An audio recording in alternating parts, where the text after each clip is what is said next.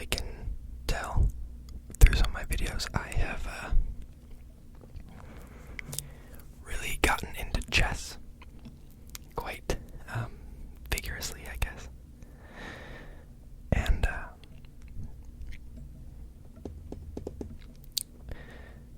basically, I've been binging this ASMR channel, Chess ASMR. And this guy is from Denmark, and he does some truly amazing videos about chess games, chess openings, chess theory and strategy, basically anything and everything about chess told in ASMR, which I have completely just loved. And I basically, it kind of made me want to do a video of my own detailing a iconic game in the history of chess.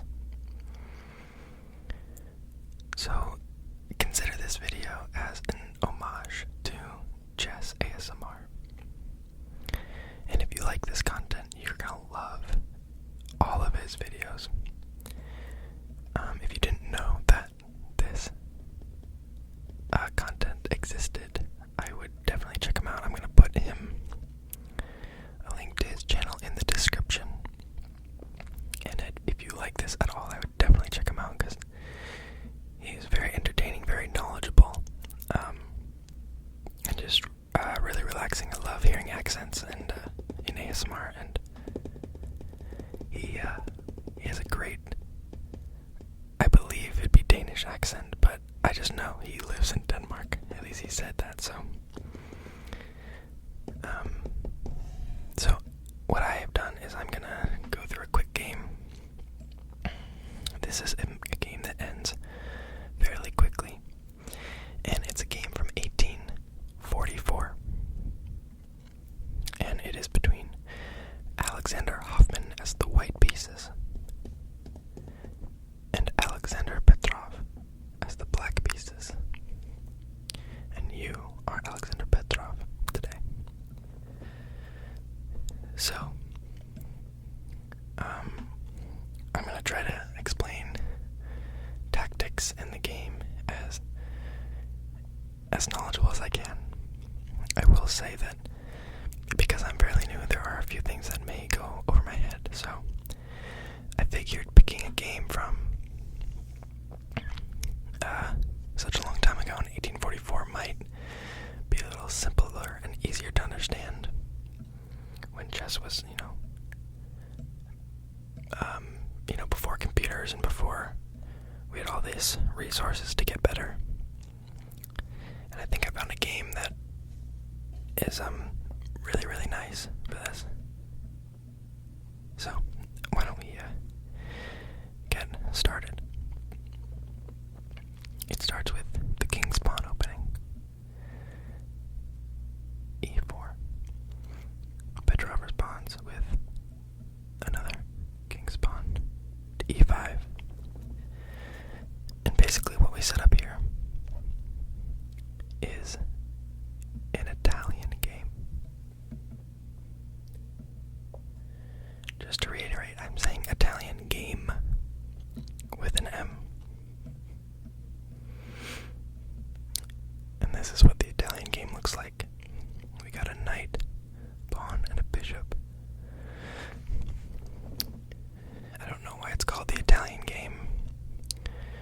Probably because at this time in history, Italy had nothing to be proud of yet, so they wanted to be nice. I'm just kidding.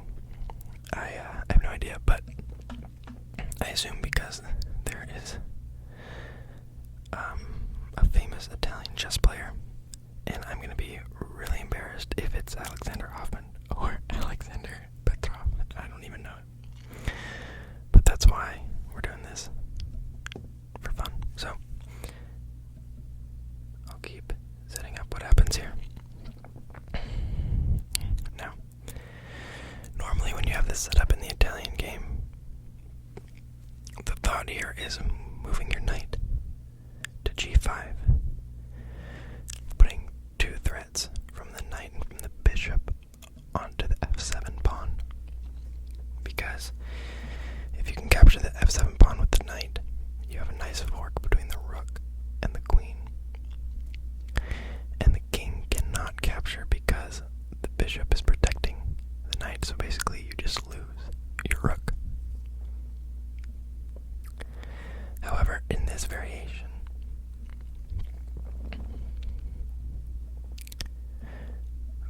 is actually protecting this square.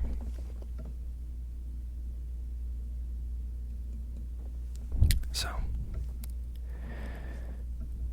there is no moving to g5 because the queen will simply capture the unprotected knight.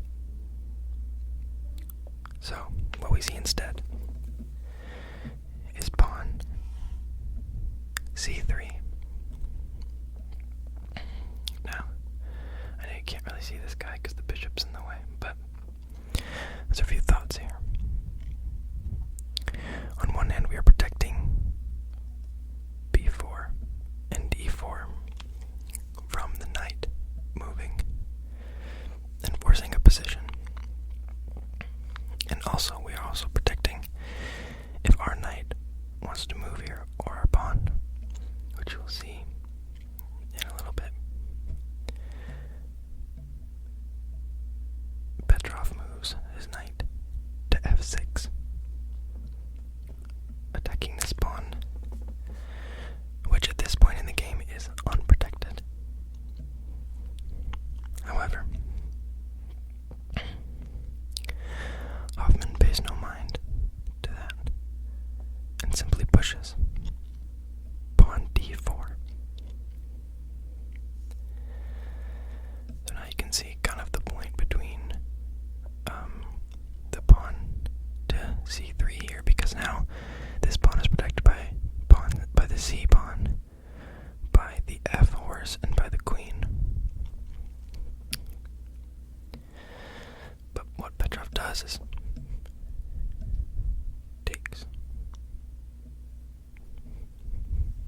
And that's the first capture of the game. Sorry, I know people love the sounds of the pieces when they take, but I just don't have a big enough board, or I tried practicing like taking like they do that the pros do, but I just accidentally would hit my pieces all over the board and mess up the entire board state.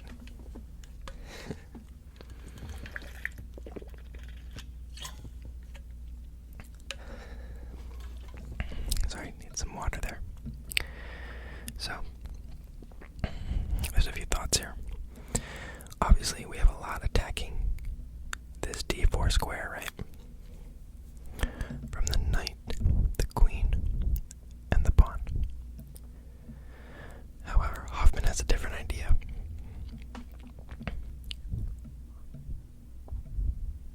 Pawn to e5. He says, Petrov, you can take my pawn. I'm gonna get your knight. Now, Petrov won't have that, right? So, knight to e4.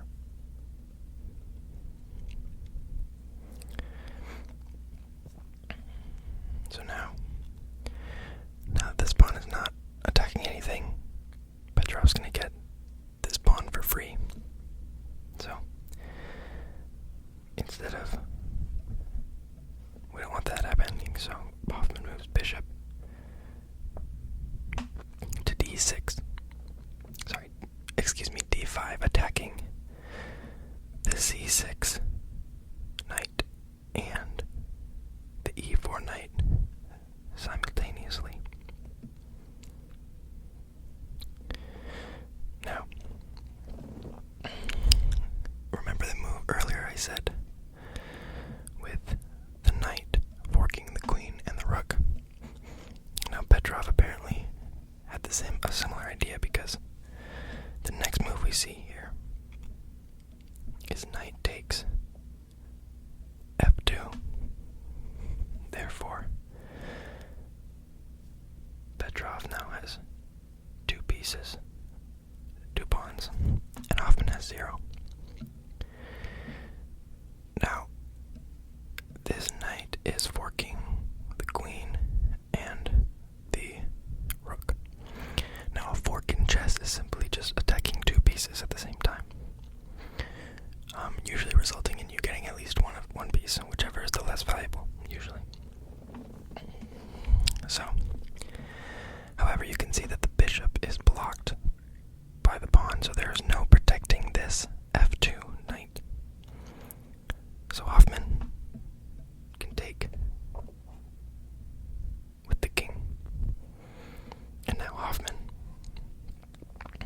is actually ahead with a knight. So now it is 3, which the knight is worth 3, and the pawns are worth 1 each. So now Hoffman is actually ahead 3-2, or +1. So Petrov decides, I want to even it back out. So Petrov grabs exchange on c3, d4 pawn to c3, taking c3. And now there's no advantage. They both have 3 pieces worth of material. Now this is a significant move because it discovers a check from the bishop onto Hoffman's white king here.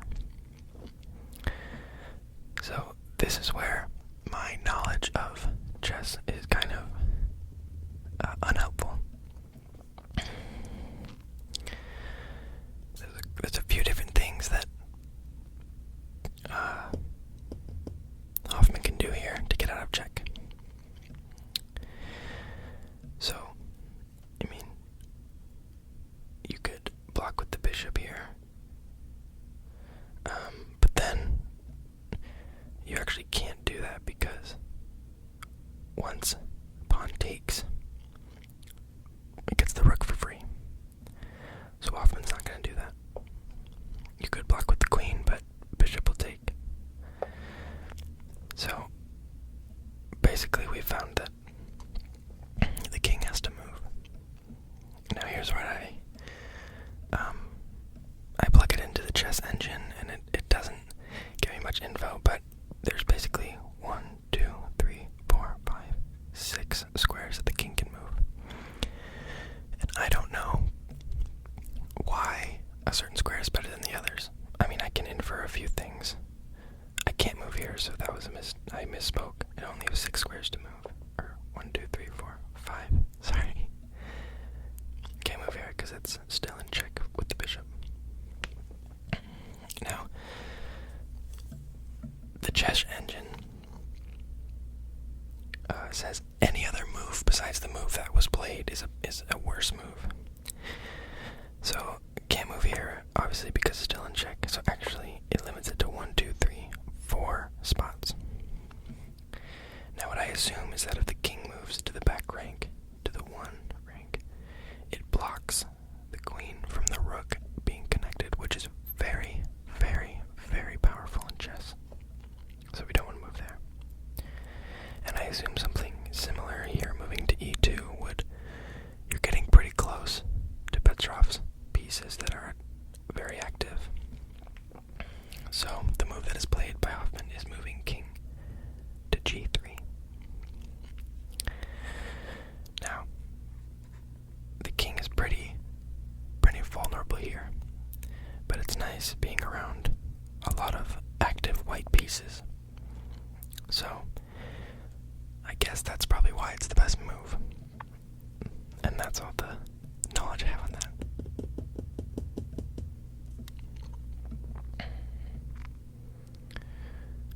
So basically what is played is Petrov is trying to get as much as he can out of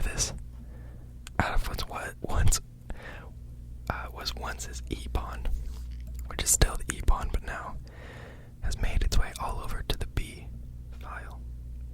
That pawn, the e-pawn, takes 3 pawns before it dies. What a beautiful little pawn, a little brave soldier this one is. So, obviously, we don't want to lose our rook, so Hoffman takes with the bishop. Now it is still even. There is no point advantage. Petrov moves the knight out of the way from the attack of the bishop. Now, in this position, white very clearly has the advantage. Has many active pieces.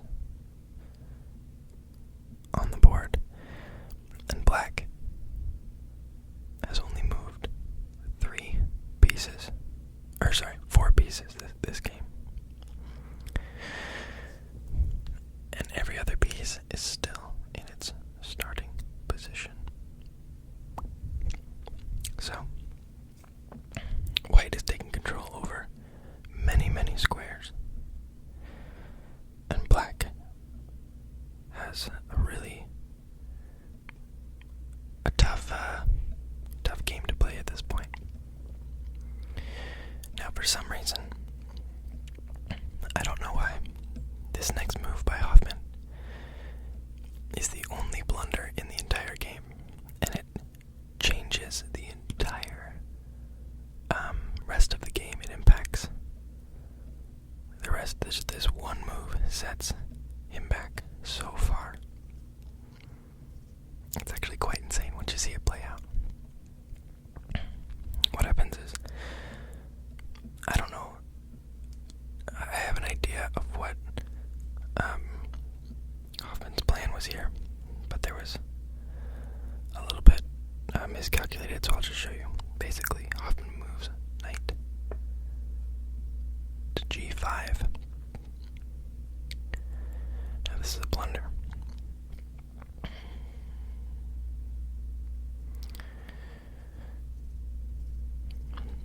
Because what this does is it gives away the bishop from the knight. However, we can trade, which is nice. But you'll just see how this plays out. Ready? The knight grabs the bishop. Now they're up 3.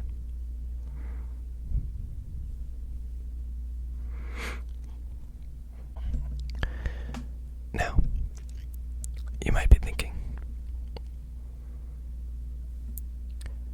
in this position, why was that such a blunder? Because can't you just retake, right? Now, the truth is, white cannot take right here. And I'll show you why. I'll show you the variation.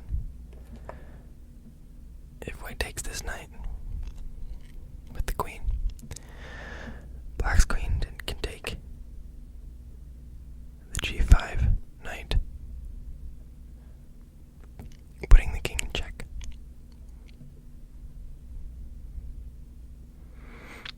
Now, king's best move is to move here. And then there's just cover check, which we move to block, and we lose the queen. Hopefully that wasn't too fast for you. That's the quickest variation. There's a bunch of different variations on what to do there, but basically all of them say it's a very big disadvantage for white.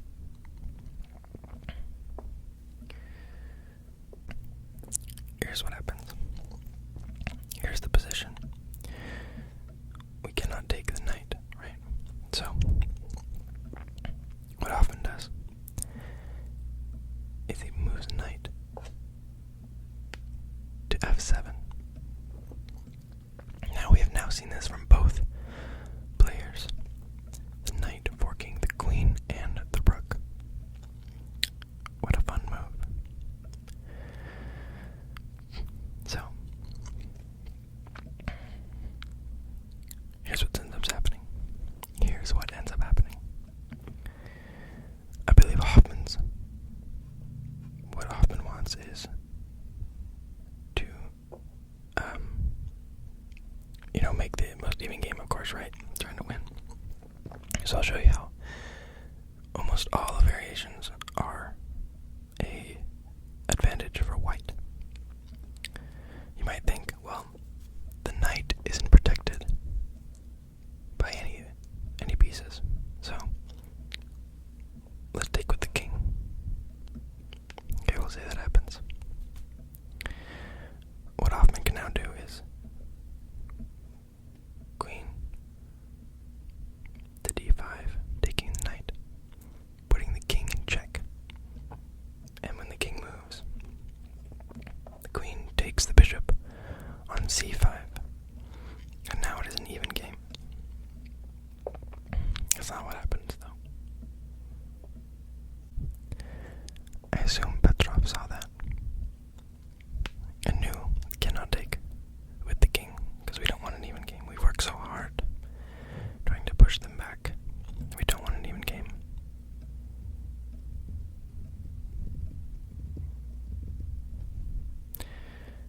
has a better position, but black has more pieces, so more material. So you might think, okay, queen, let's save the queen, right? Well, then we lose the rook to the knight, and we lose our advantage altogether. So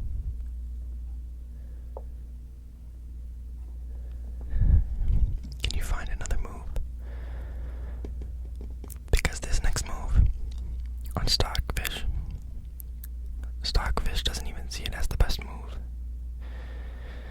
But when I put it in, Stockfish said it was brilliant. Just brilliant. So, can you find a better move with any of the pieces?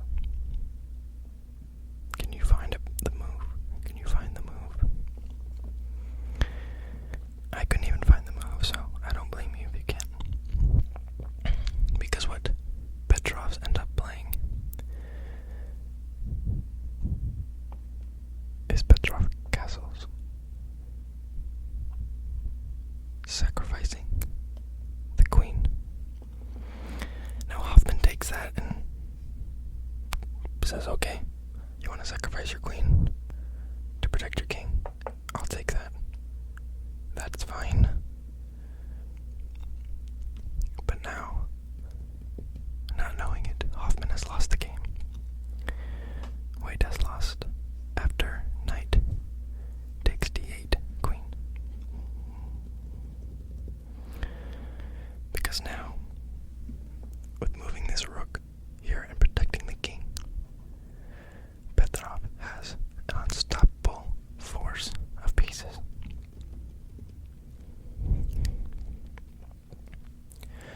Bishop f2. Attacking the king, protected by the rook on the f file.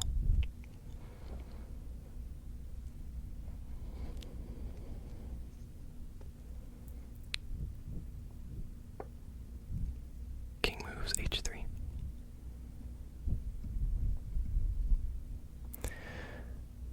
Petrov d6. Developing a piece and checking the king on h3. Now, one of my favorite things that ASMR chess has taught me was that when you're playing every move, you first want to look for checks, then you look for captures, then you look for threats, and then finally development, getting a stronger board state. Now, this is a great move because it develops a pawn and it gives a check onto the king.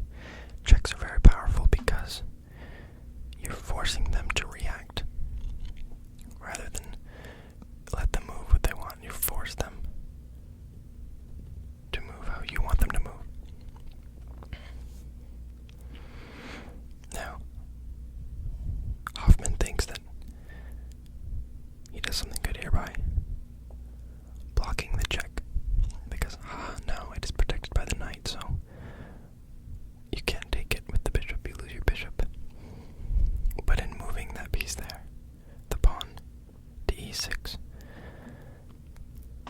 Petrov has a deadly fork with the knight, attacking the king and the pawn. King has to move.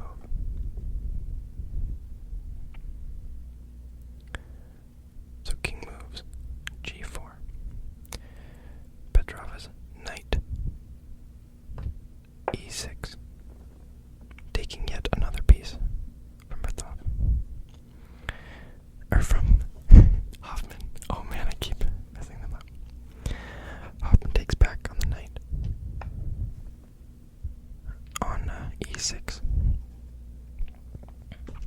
And then Petrov takes back again on e6 with the bishop, checking the king once more.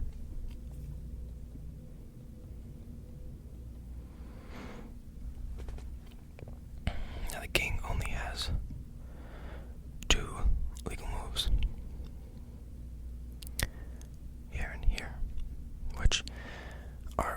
similar either way. I think that they both lead to a forced checkmate, but this is what was played. King G5.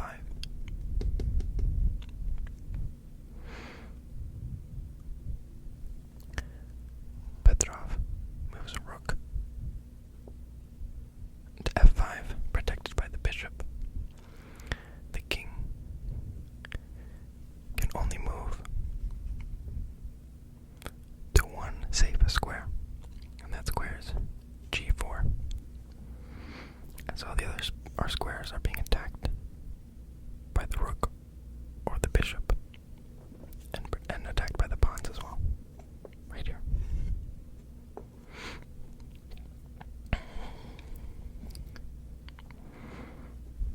Petrov moves H5. Again, pawn attacking the king, protected by the rook. Only one legal move. King to H3.